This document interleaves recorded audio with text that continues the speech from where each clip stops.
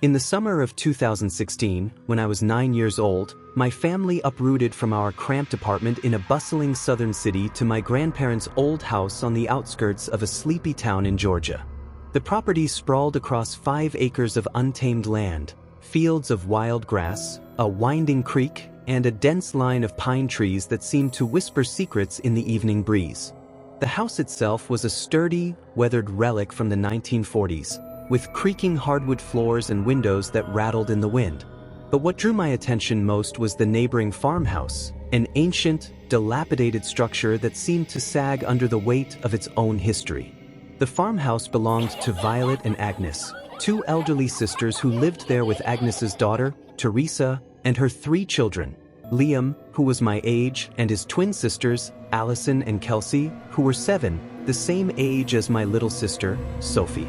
From the moment we moved in, the farmhouse cast a shadow over our new life. Its paint peeled in long, curling strips, exposing rotting wood beneath. The windows were clouded with grime, and the front yard was a jungle of weeds and rusted junk. A broken bicycle, a cracked bird bath, an old tire swing dangling from a half-dead oak. It looked like a place where time had given up. Violet and Agnes were kind, if frail.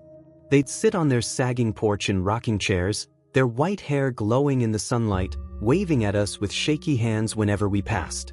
They'd call out greetings in soft, quavering voices, offering homemade lemonade or inviting us to pick blackberries from their overgrown bushes. Their warmth was a stark contrast to the house's decay, but there was something unsettling about their eyes, distant, as if they were looking through you rather than at you. Teresa, their daughter, was another story entirely. She was in her late 30s, tall and strikingly beautiful, with long, raven-black hair that cascaded down her back like a waterfall. Her skin was pale, almost luminescent, and her eyes were a piercing green that seemed to see straight into your soul. She dressed impeccably, flowing dresses, polished boots, silver jewelry that glinted in the sun, standing out like a beacon against the crumbling farmhouse. She moved with a quiet grace, her presence commanding yet unnerving, like a figure from a dream you couldn't quite place. Her son, Liam, was my first friend in that lonely stretch of countryside. He was a wiry kid with messy brown hair and a grin that was too wide, too sharp. From the day we met, he latched onto me with an intensity that felt both flattering and suffocating. He'd show up at our doorstep without warning, banging on the screen door until I let him in. "Come on, let's go explore," he'd say, his voice brimming with a manic energy that made my stomach twist. He didn't ask to play, he demanded it, his eyes glinting with a strange mix of excitement and challenge. One sweltering afternoon, Liam convinced me to venture into the woods behind our properties. He led the way, weaving through the pines with a confidence that suggested he'd done this 100 times. We ended up at the creek, a shallow, muddy ribbon of water that separated our land from theirs. Liam's mood shifted suddenly. He grabbed a pair of rusty garden shears from a pile of junk near the bank and started chasing me, laughing hysterically. "Run faster," he shouted, brandishing the shears like a sword. I sprinted, heart pounding, until my foot caught on a root, and I tumbled into the creek, the cold water soaking me to the bone. I scrambled to my feet, gasping, expecting Liam to help me up. But he just stood there, the shears dangling at his side, staring at me with an unreadable expression. "You're slow," he said, his voice flat, before turning and disappearing into the trees. The twins, Allison and Kelsey, were different. They were small for their age, with pale faces and tangled blonde hair that hung in their eyes. They rarely spoke, and when they did, their words were garbled by speech impediments that made them sound like they were whispering secrets in a language only they understood. They'd trail after Sophie and me, their eyes wide and hungry, always asking for food. "Got any snacks?" They'd mumble, their voices barely audible. I'd sneak them granola bars or apples from our kitchen, and they'd devour them like they hadn't eaten in days. Once, I caught Allison licking the wrapper of a candy bar, her fingers trembling as she scraped every last crumb. It made my chest ache.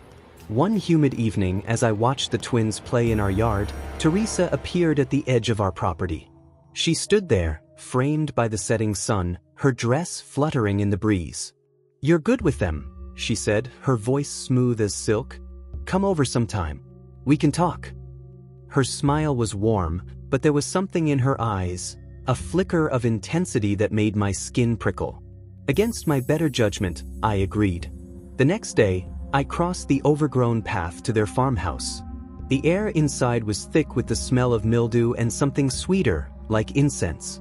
Teresa led me through a maze of cluttered rooms, piles of old newspapers, cracked porcelain figurines, a grandfather clock that ticked too loudly. We reached her room at the back of the house and I froze. It was like stepping into another world. The walls were painted stark white, pristine against the decay of the rest of the house. Candles flickered on every surface, casting dancing shadows. Strange symbols adorned the walls, pentagrams, spirals, and eyes with pupils that seemed to follow you. A small altar sat in the corner, draped in red cloth, with a crystal ball and what looked like a dagger resting on it. Teresa sat me down on a cushioned chair and began talking about the third eye. She said it was a spiritual gateway, a way to see truths hidden from ordinary people.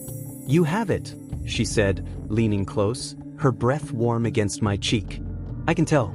You see things, don't you? Things others miss." Her words were hypnotic, but they clashed with the Catholic teachings I'd grown up with. My stomach churned, and I mumbled an excuse about needing to get home. I fled, her laughter echoing behind me, soft and knowing. Over the next few years, the farmhouse became a place we avoided. In 2019, tragedy struck. Agnes collapsed in the yard during one of our rare playdates with the twins. She clutched her chest, gasping, her face contorted in pain. We kids stood frozen, watching as Violet rushed out, screaming for help.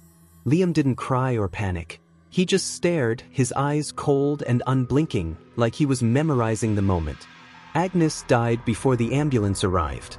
At the funeral, Liam's behavior grew stranger. He'd mutter to himself, pacing the edges of the churchyard, his hands twitching like he was fighting some invisible force. Rumors started swirling a few weeks later. Liam had attacked one of the twins, Allison, I think, holding her head under the creek's murky water until Violet intervened. The story was that he'd been sent to a psychiatric facility upstate, but no one knew for sure. Teresa packed up the twins and left town shortly after, leaving Violet alone in the farmhouse. Violet's health deteriorated rapidly. She stopped coming outside, stopped waving. In 2020, she passed away, and the official report cited heart failure, but the neighbors whispered it was loneliness that killed her. The farmhouse sat empty for years, its windows boarded up, its roof caving in. In 2023, my high school English teacher, Mrs. Sanders, bought it at an auction for a steal. She was a cheerful woman in her 50s, always talking about new beginnings. She poured her savings into renovating the place, turning it into a cozy rental property. I helped her one summer, sanding floors and painting walls. But stepping into Teresa's old room was like walking into a freezer. The air felt heavy, oppressive, like it was pressing against my chest. The symbols were gone, painted over, but I swore I could still see their outlines faintly glowing under the fresh paint. Every time I worked in there, I felt watched, like eyes were boring into my back. In early 2025, Mrs. Sanders asked me to dog sit while she was on vacation. She had two labs, Rusty and Bella, who were normally playful and cuddly. But at night, they'd refuse to go near the stairs, their ears pinned back, growling at nothing. I'd lie awake in the guest room, listening to thumps and creaks from the upstairs hallway, slow, deliberate footsteps that paused just outside my door. One night, I woke to a scratching sound, like nails dragging across wood. I crept to the door, heart pounding, and opened it to find nothing but darkness. The dogs whimpered from their beds, refusing to follow me. A few months later, I saw Teresa again. She'd returned to town, living in a mobile home community on the edge of the county. She was leading a group called the Truth Seers, a cult-like gathering that held rituals under the full moon. I drove by once, out of morbid curiosity, and saw her standing in a circle of robed figures, her face illuminated by candlelight, that same serene smile on her lips. The air around her seemed to hum with something unnatural, something that made my skin crawl. I don't go near the farmhouse anymore. Mrs. Sanders still rents it out, blissfully unaware of its history. But I can't shake the feeling that something lingers there, something Teresa brought into that house, something that feeds on fear and waits in the shadows. Sometimes, when I'm alone at night, I hear those footsteps in my mind, pacing, always pacing, like they're looking for me. My name is Keegan, and I grew up in a small town in Michigan, the kind of place where everyone knows everyone, and the biggest excitement is the Friday night football game. In high school, I was part of a tight-knit group of guys who'd hang out at the community center on weekends, shooting hoops, playing ping pong, or just goofing off. We weren't the cool kids, but we had each other, and that was enough. Among us was Clayton, a lanky kid 2 years younger than me, maybe 15 to my 17. He was new to our group, a little awkward but eager to fit in, with a quick laugh and a knack for making you feel like you were his best friend. Clayton lived a few miles out of town, in a trailer park with his mom and her rotating cast of boyfriends. I'd give him rides home sometimes, his beat-up sneakers tapping nervously against the floorboard of my old Honda. He'd talk non-stop about video games, school, his dreams of getting out of this dead-end town. I liked him. He had this raw, unguarded energy, like a puppy who didn't know how to stop wagging its tail. But there was always something a little off, like he was trying too hard to be one of us. Senior year hit like a freight train. I was juggling driver's training, a part-time job at the local grocery store, and college applications.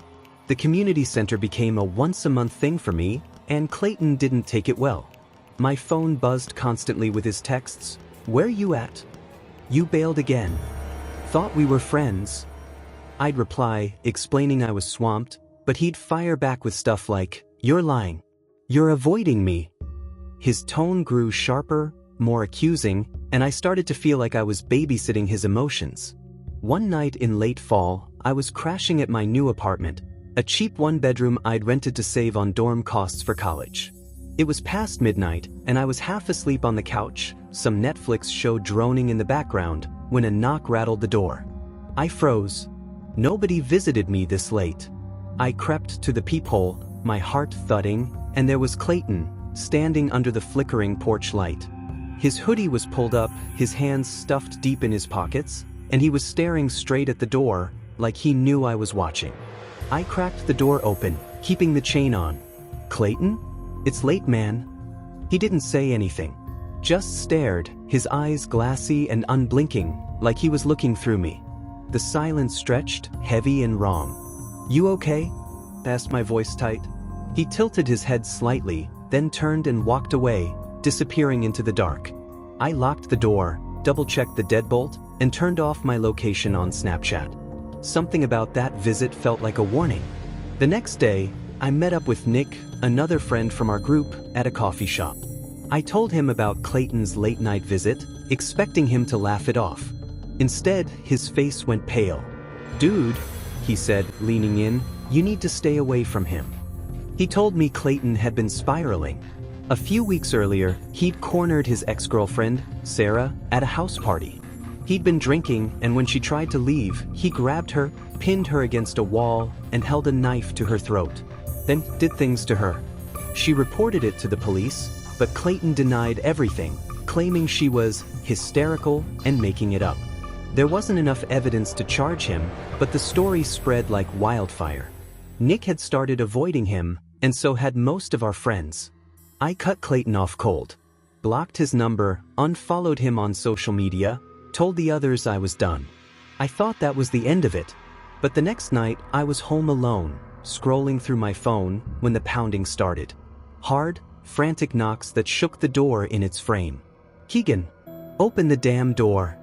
Clayton's voice was raw, slurred, like he'd been drinking again. I peered through the peephole and my blood ran cold. He was holding a kitchen knife, the blade catching the porch light as he slammed it against the doorframe. "I know you're in there. We need to talk." My hands shook as I grabbed my phone and dialed 911. "Get out, Clayton," I shouted through the door. I called the cops. The pounding stopped abruptly. I heard his footsteps shuffle, then nothing. When the police arrived, he was gone, vanished into the night. They searched the area, found nothing but a few fresh scratches on the doorframe. They took my statement, said they'd file it as a threat, but warned me small towns don't always have the resources to follow up on kids acting out. For weeks, I was a wreck. Every creak in the apartment made me jump. I'd check the locks obsessively, keep a baseball bat by my bed. I heard through the grapevine that Clayton got sent to juvie a month later for breaking into a neighbor's house and stealing their liquor. Part of me hopes he's getting help, but another part, the part that still sees that knife glinting in the dark, knows he's dangerous. I keep my curtains drawn now, and I don't answer the door after dark. Sometimes, I dream of him standing outside, staring, waiting for the moment I let my guard down. In the fall of 2022, I was 22, freshly single, and dipping my toes back into the dating pool. I'd matched with Emily on a dating app, a cute brunette with a wicked sense of humor and a love for horror movies that matched mine. We texted for a week, swapping memes and debating whether The Shining or Hereditary was the scarier film. When she suggested catching a late-night showing of Smile at the old Riverview Theater on the edge of town, I was all in. A spooky movie with a cool girl? Perfect first date. The Riverview was a relic, a single-screen theater from the 1950s that had somehow survived the rise of multiplexes. Its neon sign flickered like it was on its last legs, and the marquee letters were always missing a vowel or two. The parking lot was a cracked expanse of asphalt, lit by a single sodium lamp that cast everything in a sickly orange glow.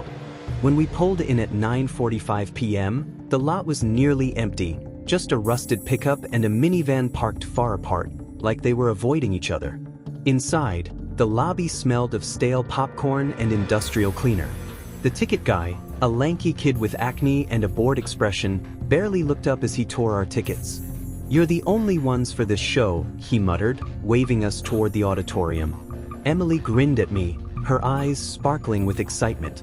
"Private screening," she whispered, nudging my arm. I laughed, feeling the nervous buzz of a first date start to ease. The auditorium was a cavernous space with rows of faded red seats, the kind that squeaked when you sat down. The air was frigid, the AC cranked to Arctic levels despite it being October. We picked seats in the center back row, perfect for sneaking whispers during the movie. As the previews rolled, we chatted about our favorite horror tropes, jump scares versus slow burns, ghosts versus slashers. Emily's laugh was infectious, and I was starting to think this date might actually go somewhere. Then the door creaked open. It was right as the lights dimmed for the main feature, the auditorium plunging into near darkness. Heavy footsteps echoed through the room, slow and deliberate, like someone was taking their time. I glanced back, expecting to see a latecomer grabbing a seat near the front. Instead, a man in his late 40s or early 50s shuffled into view. He wore a dark gray hoodie, the hood pulled low over his face, obscuring everything but his jawline.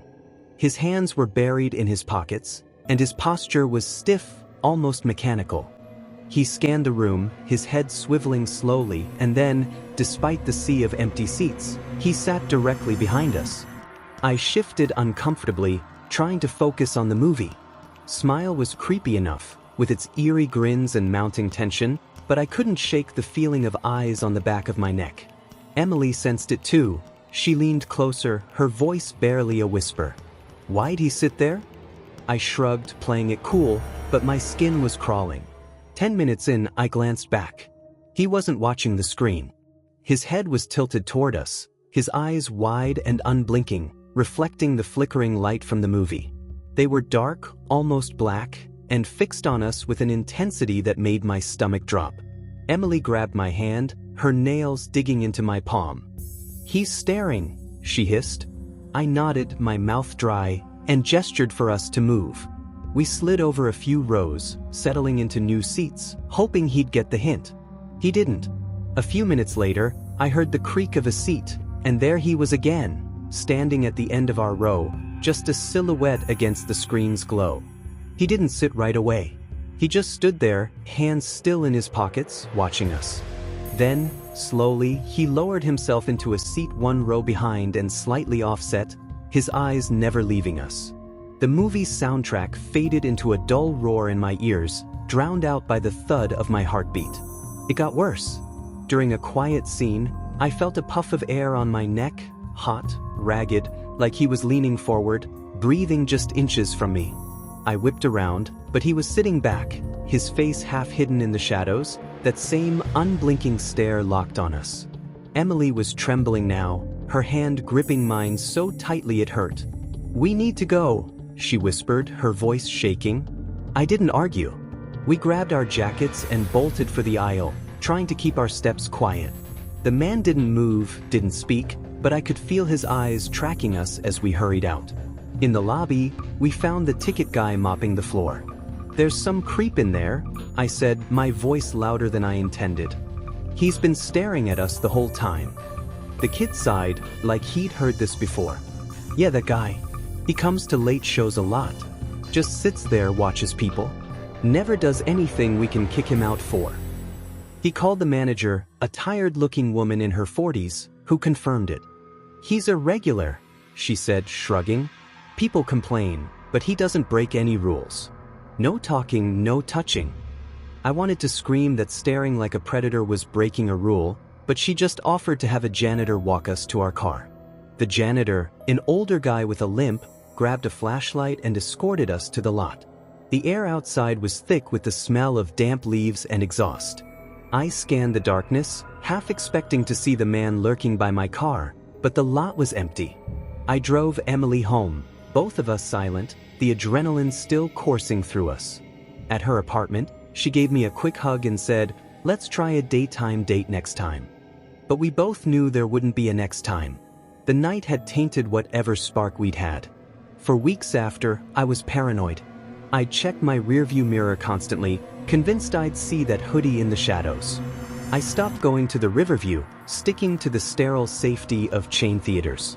Later, I learned from a friend who worked there that the man had been banned after another couple reported him following them to their car.